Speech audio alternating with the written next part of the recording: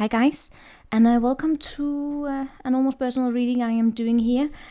Alright, let me just start by giving some introductory notes here in case you are new, or just also for those of you who are used to coming here.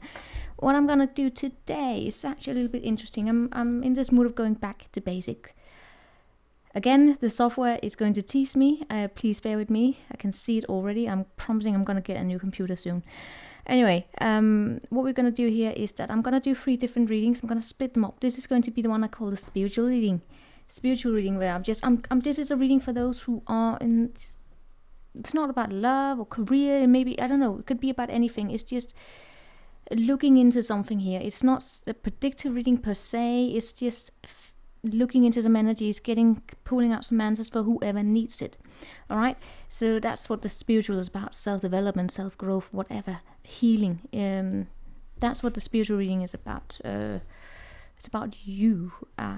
So yeah, and remember, this is a general reading. It's almost personal, so take what resonates with you, leave behind the rest. Never ever force it to fit if it doesn't. But please do like the video if you like the content. I would appreciate it. Then I'm going to do a love reading and a career reading, but different readings, right? Although does this matter, the context? Does it matter? Yes, it absolutely matters. It also helps, rather than do a general reading, it actually helps me to make it more specific, because then I can pick up on more clear energies. Again, I apologize a lot that the sound and the image is not synchronized. It sucks, okay? When I get rich, I'm gonna get all the technology that's whatever, I'm not, so I deal with what I have, okay? And right now the technology sucks. Computer is just not working with me anymore. Okay, so that being said, let's get to it. It is for whoever needs it.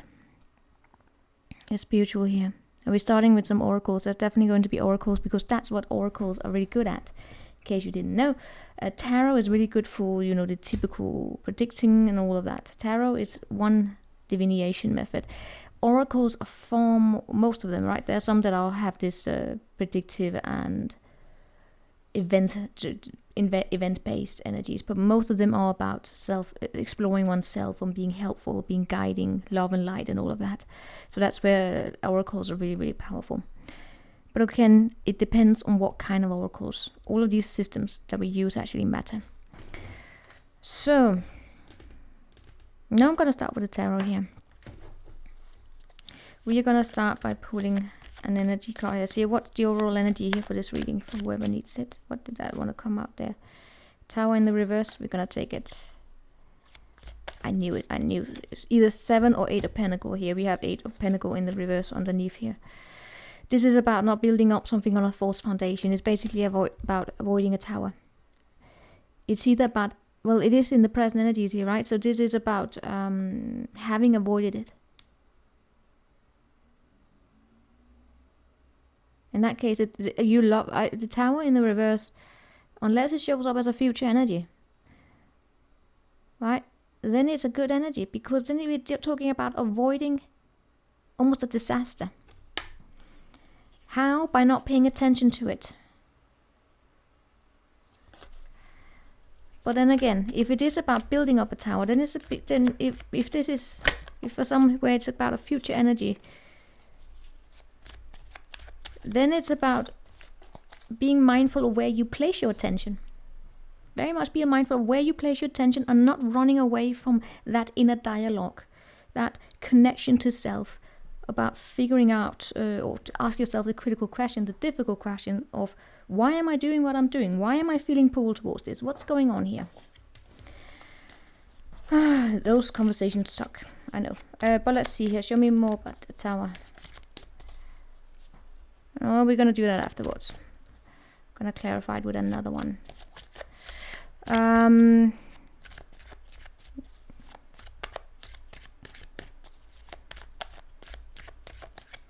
Alright, show me more. I'm going to lay out the cards here.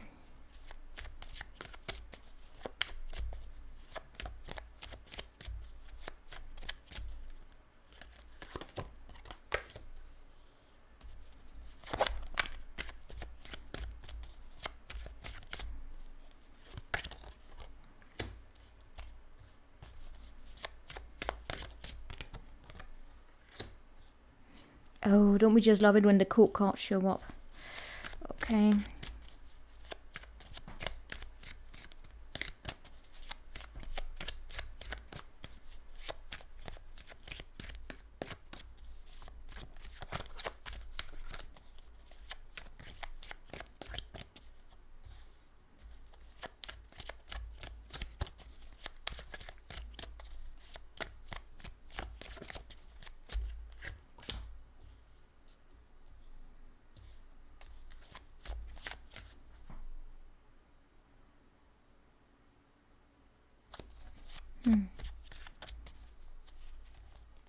All right, let's leave it here to begin with. We are dealing here with the Tower in the reverse, and it comes with the 4 wands in the reverse, right?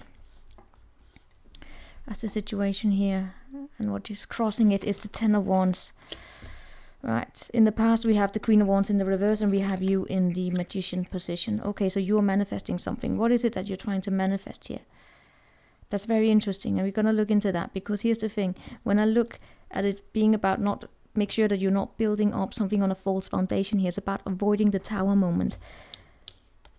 What's a challenge here could be opening up. It might be that you should probably look into the environment that you are in.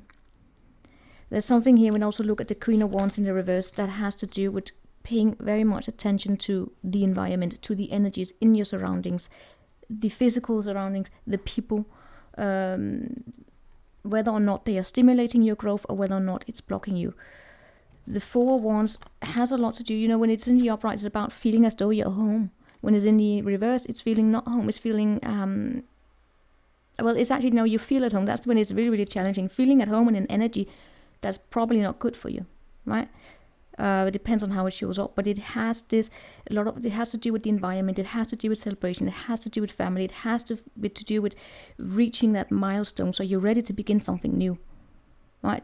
It's all, remember, in tarot, all energies are connected. Sometimes they're very similar. It's just they have something different with them. So 4 wands, I see it connected to the 10 of cups and all of that. I see it connected to that of feeling in alignment.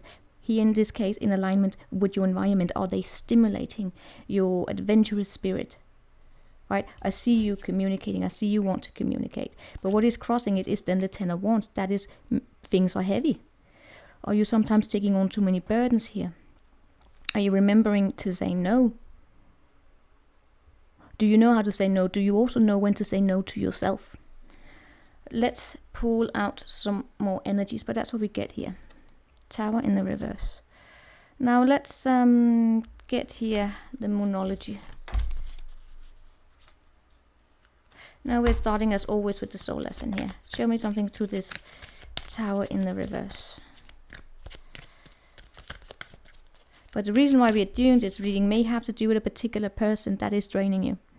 So that we're going to look into that, right? It may be a person here that is in your life, be they man or woman, but they can be a bit too controlling, a bit too domineering, can be jealous for some, right? Queen of Wands in the reverse, you know what? She's very diverse. She's very diverse. She speaks to people who can be very jealous, but she also speaks to, when it's in you, that you become, drained out, but by forgetting to say no, right? Well, we're gonna look into it.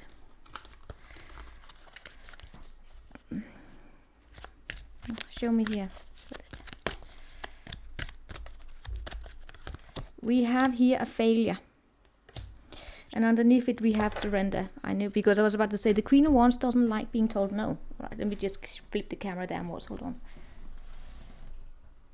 You can see it a bit better here, right? The best you can. Right, the Queen of Wands, she doesn't like getting a no.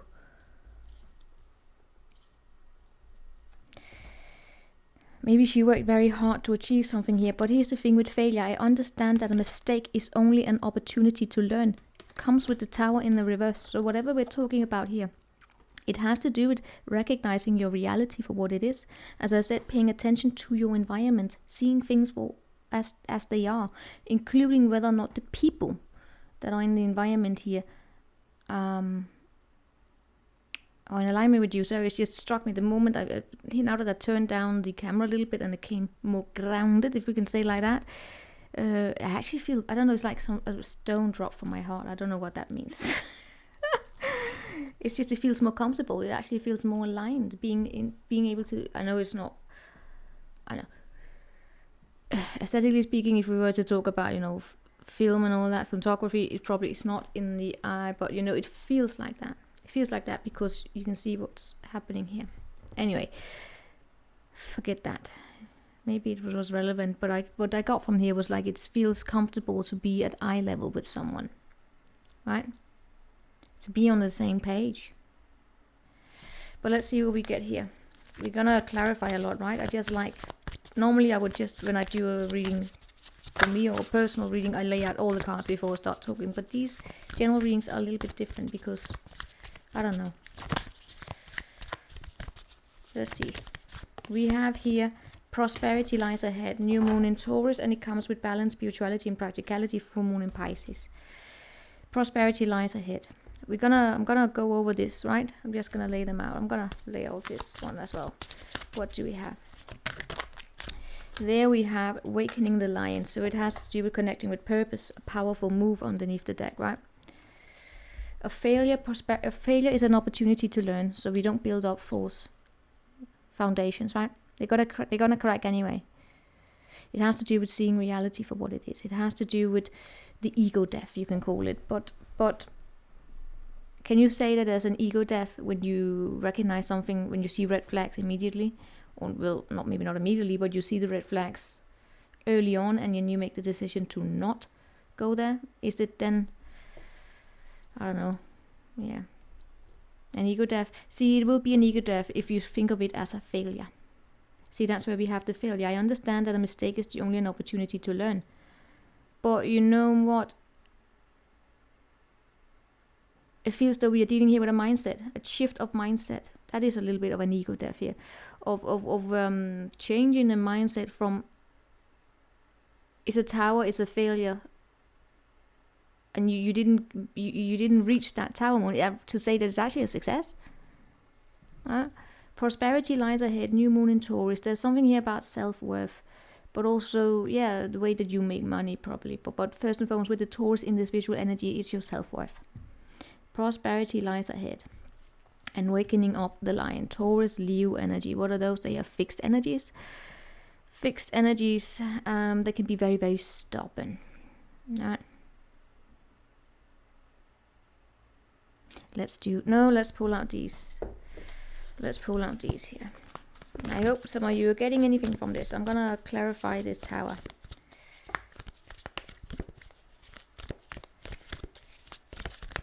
With my loving, always favorite archetype. It comes with the warrior in the reverse. I mean, come on. And we have the dead end in the reverse underneath. You know what the warrior is about? The warrior is about knowing your purpose. This is a strong masculine energy. The warrior is very masculine. I used to talk a lot about masculine and feminine energies. I still do. I stopped trying to convey that. I go all... How can I say? I'm a student of life. I love exploring. I love putting things into narratives. And I used to work, I still do, with the masculine and feminine energies. There was a time when I thought, all right, I can bring it on, but I don't know. But what I always remember, I still know. But the warrior, I had to, in the archetypes, I had to place my archetypes into these energies, right? Of course, it's not a box, it's a continuum, it's very diffuse, but I had to place them into a linguistic box. And the warrior was placed into the masculine. Why? Because he connects to purpose. This is also Mars. In tarot, it's Mars. This is also the driven energy, right? It is the purpose. That's the masculine purpose. Forward movement. It is also rooted in thought. Right? To know your purpose. Remember, purpose most of the time has to do with pointing outwards and figuring out the direction. It's something outside of you, as opposed to feminine energies that are far more internal. Or of course you can have a purpose that's still more feminine nature, like helping and nurturing and all of that, but it still tends to be directed outwards, right? So it's still this balance between masculine and feminine. But the warrior, let's get back to it. The warrior with the tower in the reverse have to do with not chasing something from ego. And it's chasing something from thought because it's the masculine. If it's the feminine, you're chasing it because there's an emotional connection to it. But here it's chasing it because you believe that that is what is right. Of course, the two connect. When what we believe tend to also affect our emotions and vice versa. But it's about not chasing it. Let me see if I have the book here. I do. Because I am cleaning up and I'm making sure I have my scripture very close too. Let's get the warrior here. I know not everyone likes it when I go on this. That's why I split it up into 3 readings, right? The spiritual readings, I do this. Let's get these. Let's find that warrior. By the way, if in terms of the feminine and masculine, it's the hunter, which I have here, that stands in contrast to the warrior. That's the feminine. Right? But you get the warrior here. And the warrior is the samurai, is the soldier, is the advocate. Right? Advocating. We often envision a warrior as an armed figure with a sword in hand, moving blindly towards battle. Yet the deeper aspect of this archetype brings us face to face with death itself. Whew. Now that's a feminine, right? The warrior stands precariously at the edge of life and death, trusting the eternal to guide the sword's blade. Okay. The warrior's work requires presence, alignment, and purpose. As I said, purpose, right? If and when the warrior loses its center, meaningless confrontations and violence are their default response.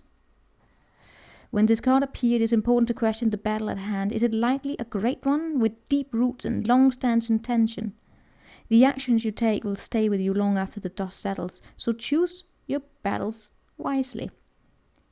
Be brave. When you draw your sword, align with the eternal wisdom within, surrender to the battle. When it's in the reverse here, we have something about threats, savage, abandoning mission and values. So this is a very negative energy, right? This is threatening. Also with the page, with the 4 wands in the reverse, we can talk about threats taking place. If you don't do this, then this and that. And remember, swords are also representations of words, right? Masculine energy is very driven by words, so it can be sharp words. But sharp words that are affecting the desire, the motivation to move forward with a purpose here. How do threats even motivate? Is my question. Because that's, although it's not the war, it has to be the king. Remember, I don't know if you know, but there's this. Oh, let's not go there. All right, if you wanna know, but now you're going to know. Where what I used to do, we used to also speak in metaphors a lot, right? So there was this saying here about, I can't know, it's not saying. It's more about, the king. The king cannot rule if he kills all his those about below him, right? The people that the king wants to rule, you can't rule through death, right? You can't really rule through threats. You can't, of death, of life and death. That belief that you can rule between life and death, but what are you gonna do if you kill the people who don't work with you, right? It's a metaphor here, right? Death being stripping away your sense of identities, whatever. But because death is a very complicated energy as well, but this has nothing to do with physical death, but it has to do with stripping away rights, for instance, or stripping away your freedom rights, your feeling of freedom, your feeling free, right? With the sword of death, you can't rule when they're not there, right? You rule. You can't work like that. You have to have a living population. You have to have living people. You have to have life in order to be a king.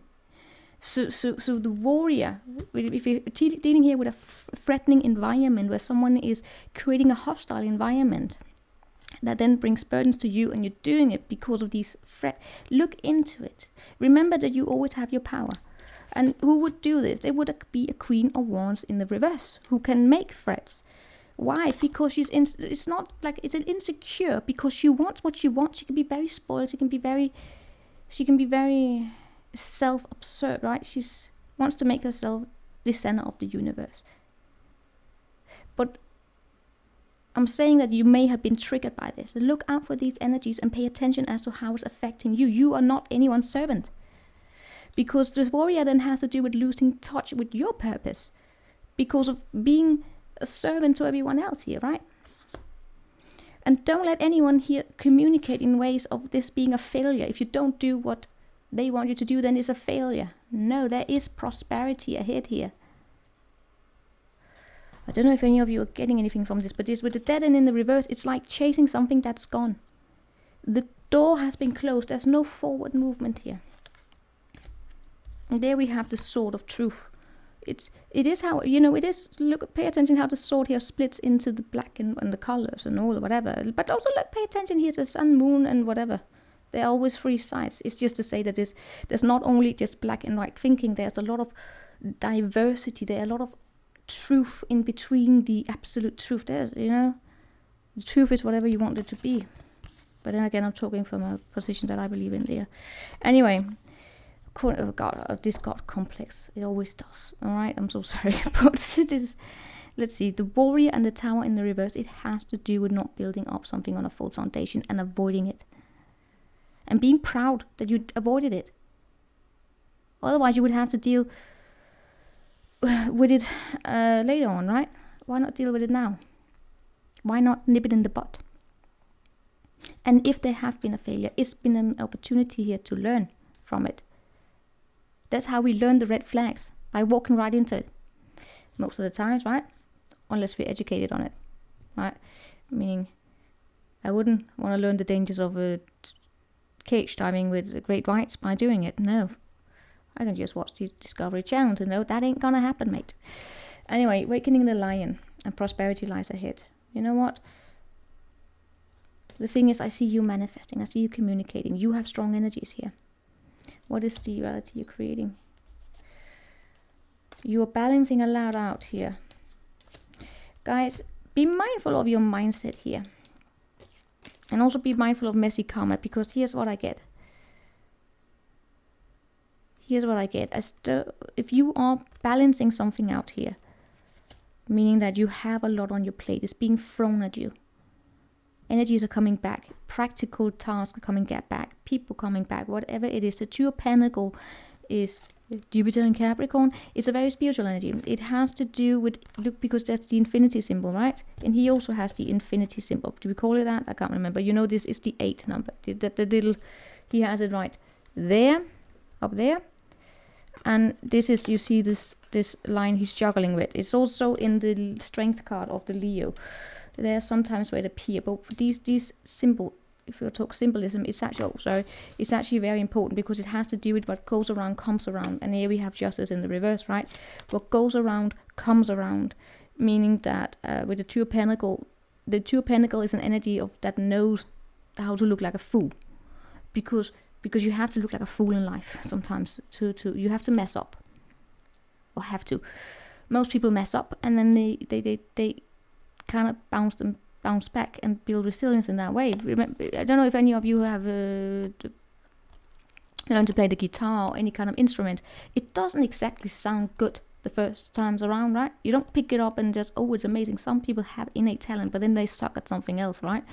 It's just to say, the first dish you make, if you want to learn how to make a cake or something, is you make it lucky the first time, but you still have to, build it up, It's just to say, you look like a fool the first time you try something. The child looks like a fool when they're trying to learn to walk. What matters is that we don't laugh at people while we do it, or we don't mock people while they are learning. Because that can discourage people. 23 minutes, right? But yeah, so don't mock people while they're learning. I should make this more structured, but no. And some things we never learn. But some things don't want to be structured.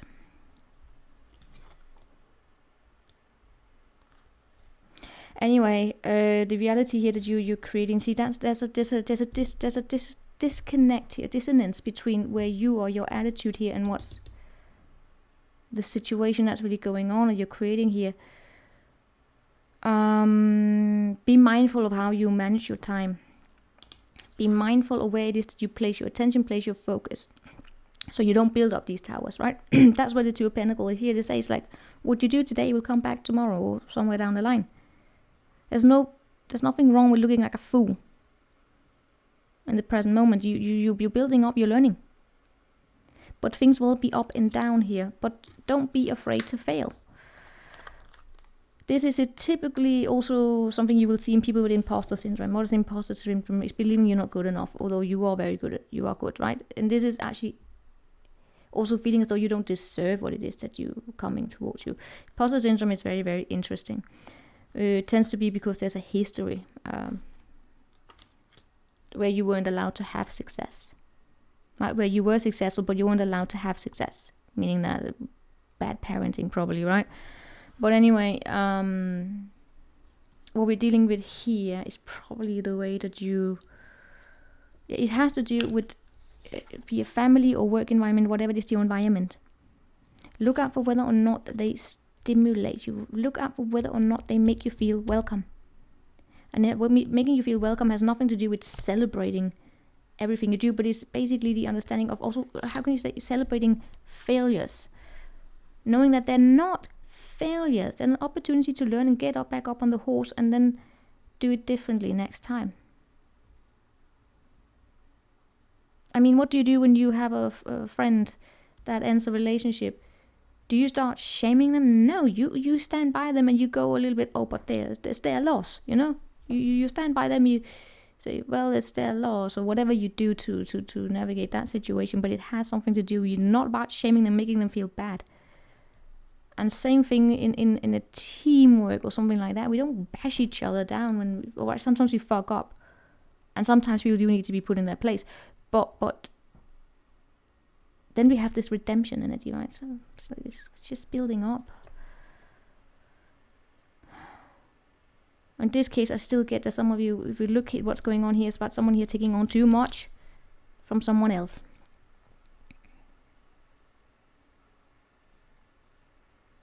Why is it? Because they don't want to feel like a failure.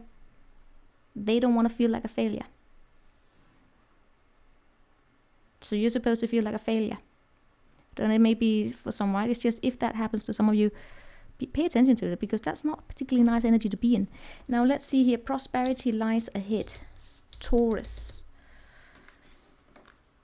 The Taurus. New moon in Taurus, and we're going to look in the awakening the line, and we're going to say that this is it. Let me know if you didn't like this. If I should do this again. Taurus have to do with, it will come up when you are inquiring about a financial matter or you're doubting your self-worth.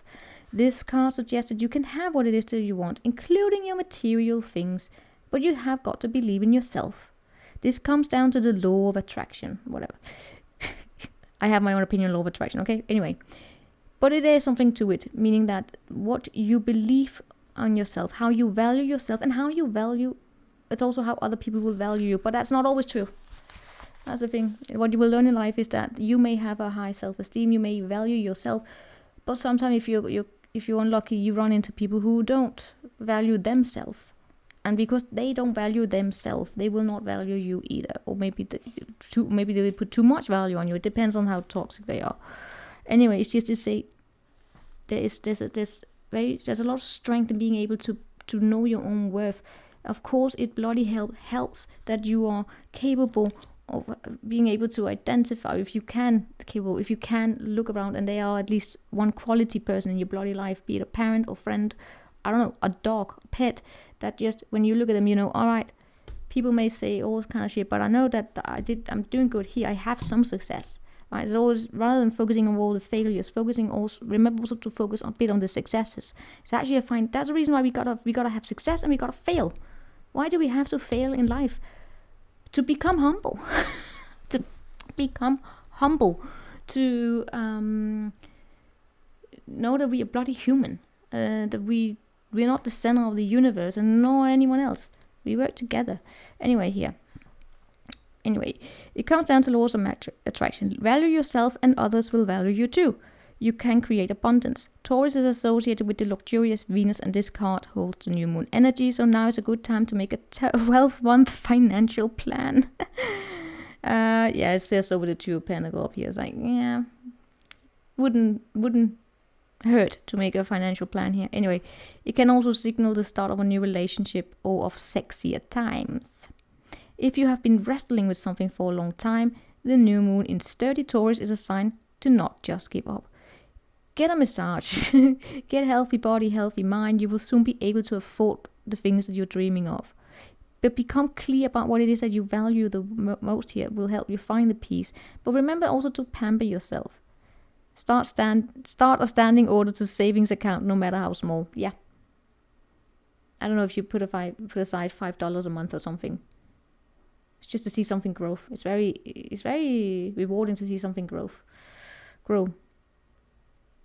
Or invest your time into getting a plant and seed grow. See something grow. That's basically the success. The recipe for success is to be able to see something grow, no matter how small. And then say, I participated in that. I'm not a failure. I made a bloody plant grow. But the teaching here is that we often feel that it's somehow wrong to focus on our finances, but the truth is that money can make life far more comfortable from a physical point of view. True.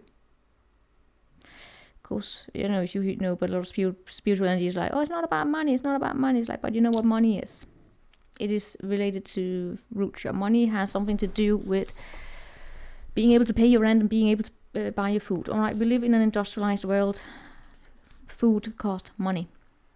So anyway, Taurus knows this, and the new moon in Taurus is the time to work your magic to create the money you want, so you can have the creature comforts you want. Yeah. Remember that someone else is still wishing for what you already have. Yeah, it's about being grateful for what you have, but also not to allow other people to come in here and just proclaim what you have of your finances. There's maybe something there for it, right? Remember also to pamper yourself. There's nothing wrong with investing in yourself. I have this rule that says every Christmas and birthday, the most important Christmas gift you give to yourself is that to yourself. Is that Christmas gift you give at every Christmas is the gift you give to yourself. Because when you give a gift to yourself, you are sure that you're going to get something you want. I have done that for my parents many years because they don't was like them. They're from a generation they don't pamper themselves. They pamper everyone else. It's like, oh, you can. My mom's getting better at it. My dad, dear Lord, I mean, we have to trick him into giving him something he wants. He's like, I don't want it, but then he gets it. He's like a little child, right? But I'd rather spend the money on my children and everyone else. Like, yeah, well, you know, we're spending it on you. We're gonna trick you to get the money from you that you have earned, and then we're gonna invest it in you. We can take care of ourselves. We are adults. But let's see here, the awakening the lion. I don't know if you know, it's typical dads. They don't want anything. It's like, yeah, you're going to. Awakening the lion here. Regardless of the outer conditions right now, you can't wait for your fear to lessen before you move forward. In fact, despite the chaos and the seeming disarray, you must be bold. Whatever the trepidation, act as if you have deep trust that all will be well. Nothing is promised to you, but you will never truly see magic if you do not take the risk.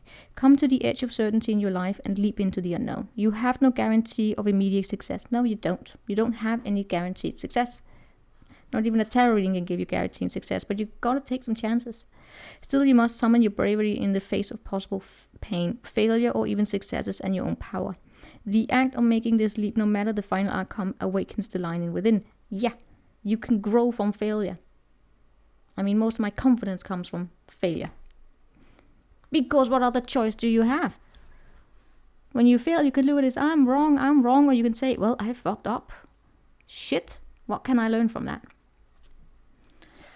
And then, okay, it's okay to be sad sometimes, but it has to do, you bloody hell get up on the horse. Eat some cake, whatever, ice cream. It's okay to also to be sad. There's nothing wrong with being sad when we fail. Absolutely human. But to not let it become everything, right? Anyway, what type of courage is called for today? Only you know, and only you have the power to choose your path. Know what it takes. Know that it takes just as much strength and bravery to love and be vulnerable as it does to confront a personal challenge or physical obstacle. So call on your strength, stand your ground, or consciously temper your emotional reactions. Do nothing and trust in your partnership with the divine. Whatever the choice, you will not fail as long as you have the courage and integrity. That's how you get it. But